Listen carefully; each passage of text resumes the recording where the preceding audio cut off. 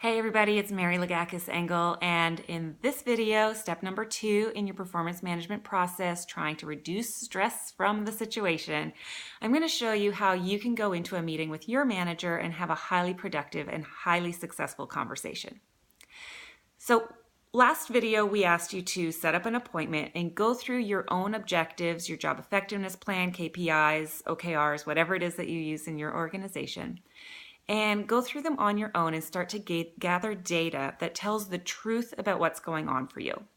And by truth, we're looking for what are the successes that you're achieving and what are the roadblocks that you need help to remove.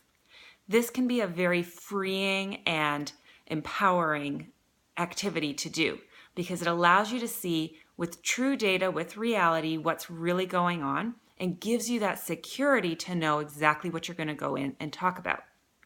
Now, you as the employee, when you go into this meeting, that's going to be the topic of this video.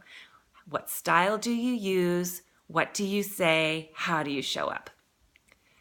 The number one style that you need to use in this meeting with your manager is collaborator. You're there to engage your manager in having a conversation with you about removing obstacles and improving results for your role. Now, how do you do that? The first thing your manager is likely to say when you come in the room, at least they'll do this if they've learned how to do this well, they'll say, "How's it going?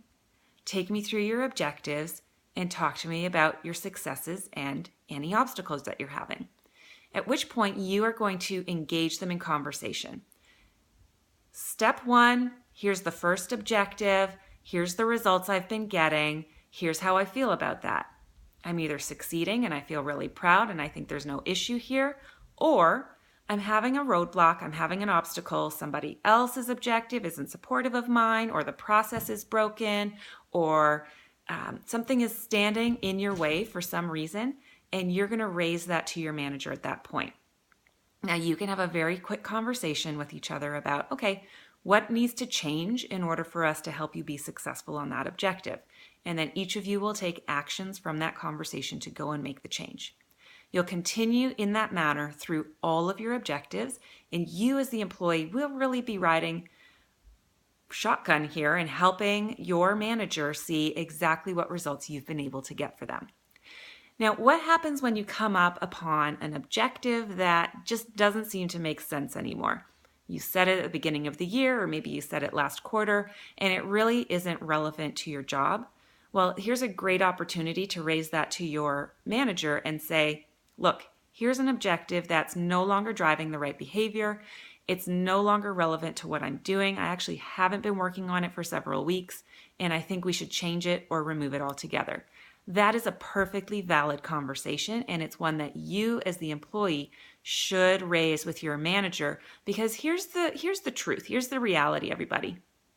I often get clients who come to me and tell me how their manager is not good, they're not paying attention, they've got them working on the wrong things.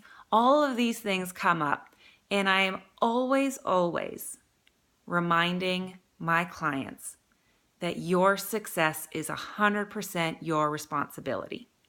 And if you can surround yourself with leadership and management who is supportive of that, you will be highly successful. So it is your job to take those problems, to take those successes and put them in front of your manager.